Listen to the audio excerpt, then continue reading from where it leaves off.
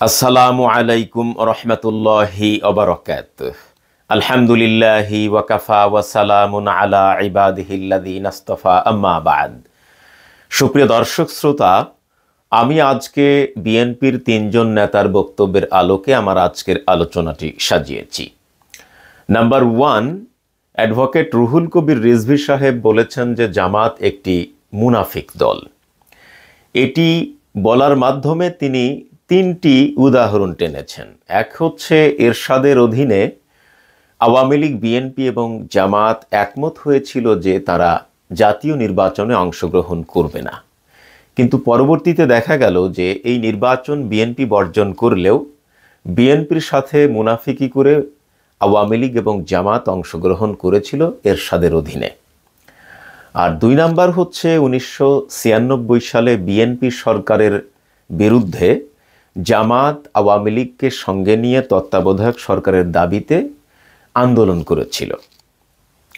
এখন প্রশ্ন হলো যে এরশাদের অধীনে নির্বাচনে অংশগ্রহণ করার মাধ্যমে জামাত যদি মুনাফিকি করে থাকে বিএনপির সাথে, তাহলে 1991 সালে বিএনপি যখন সরকার গঠন করেছিল তখন এই জামাতের কাছ থেকে 18টি আসন ধার করে তারা কিন্তু সরকার গঠন করেছিল।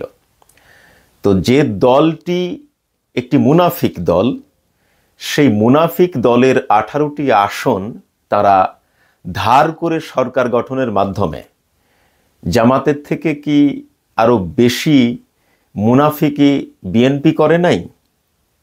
2 নাম্বার হচ্ছে, 1996 সালে বিএনপি সরকারের বিরুদ্ধে তত্ত্বাবধায়ক সরকারের দাবিতে জামাত আওয়ামী লীগের সাথে যে আন্দোলনটা করেছিল, বিএনপি সরকার কি জামাত এবং আওয়ামী লীগের এই দাবিটা মেনে নেয়নি?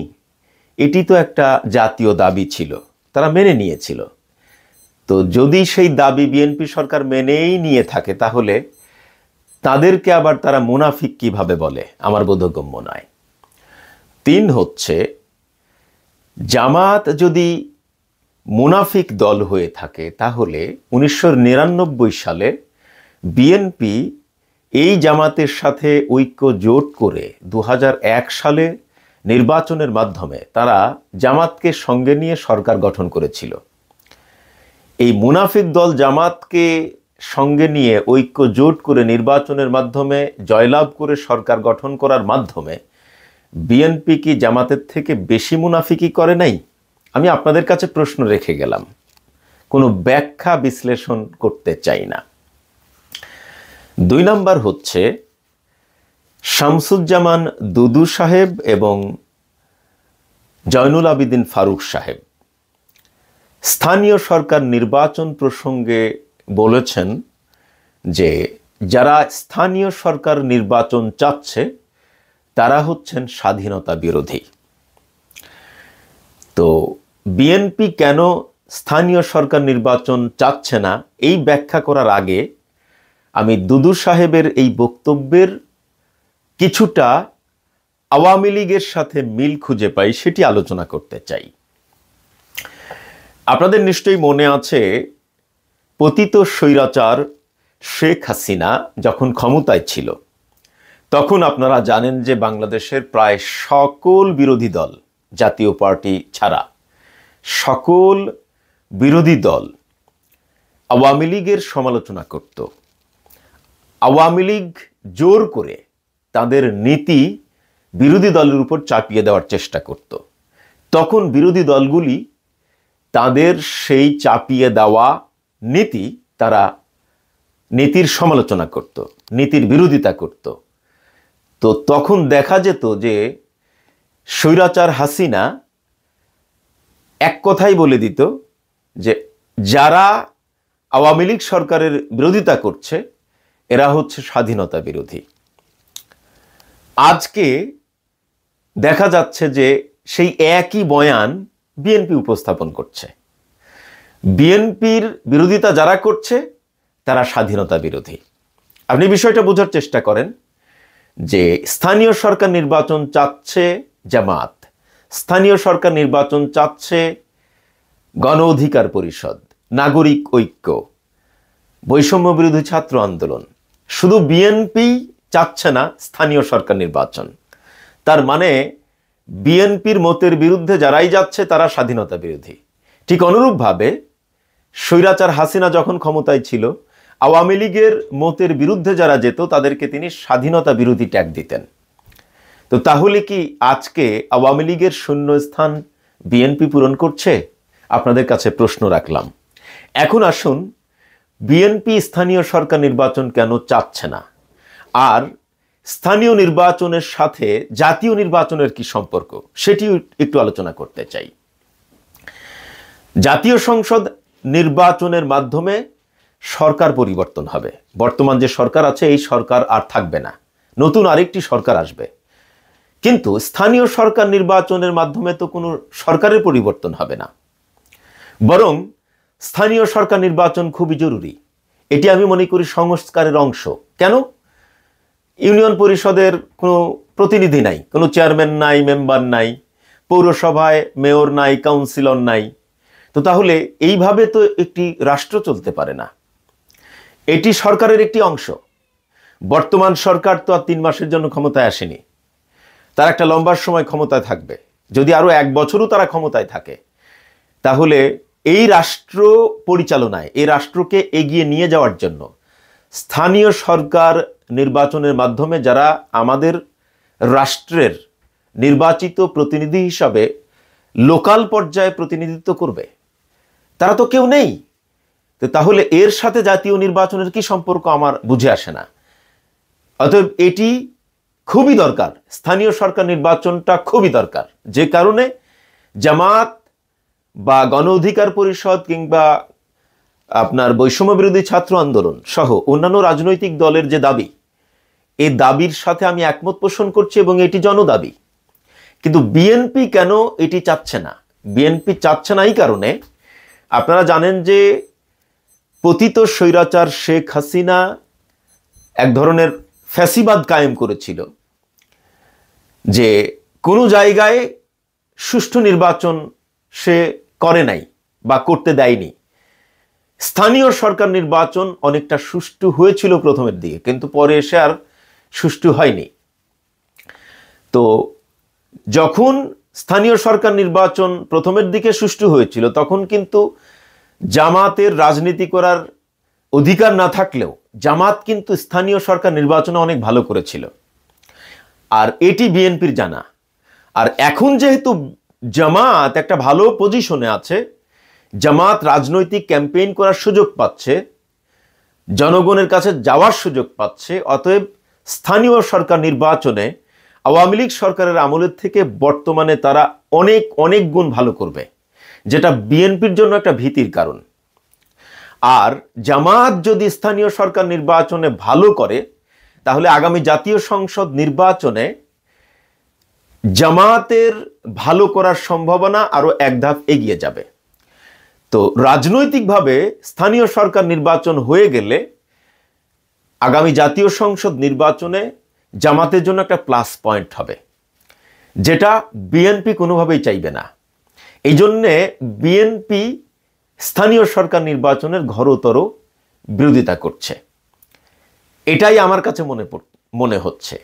কারণ যদি স্থানীয় সরকার নির্বাচনে জামাত ভালো করে এবং জামাতের সেই প্রতিনিধিরা আগামী জাতীয় সংসদ নির্বাচনে তারা তাদের যে লোকবল, জনবল এবং জনগণের যে রায়, জনগণের যে সমর্থন, এইটাকে কাজে লাগিয়ে তখন জাতীয় সংসদ নির্বাচনে জামাতের পক্ষে ক্যাম্পেইন করে, সেটা বিএনপির জন্য ভীতির কারণ হবে। এই জন্য বিএনপি চাচ্ছে না যে স্থানীয় সরকার নির্বাচন হোক। গেল 2 নম্বর বিষয়।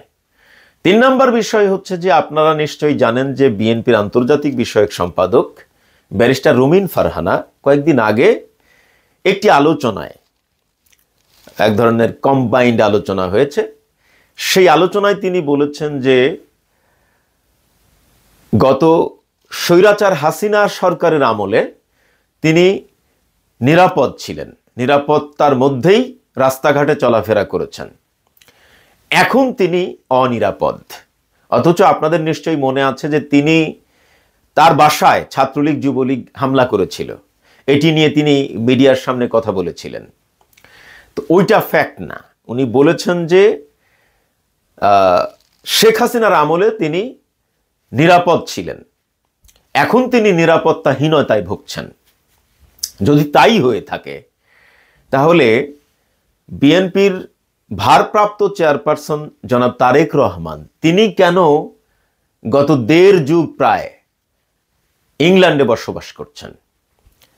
বিএনপির একজন কেন্দ্রীয় নেতা যদি স্বৈরাচার হাসিনার আমলে নিরাপত্তা পেয়ে থাকেন, বরং এখন তিনি নিরাপত্তাহীনতায় ভোগেন, তাহলে তারেক রহমান কেন লন্ডনে?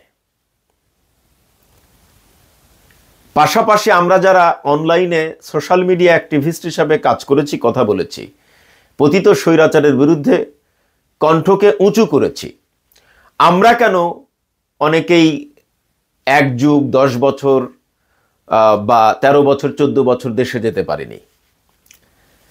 যদি আওয়ামী লীগের আমলে বিএনপির একজন নেতা নিরাপত্তা পেয়ে থাকে, তাহলে বিএনপির অন্যান্য নেতারা কেন নিরাপত্তা পেলেন না? এটি একটি প্রশ্নের জায়গা।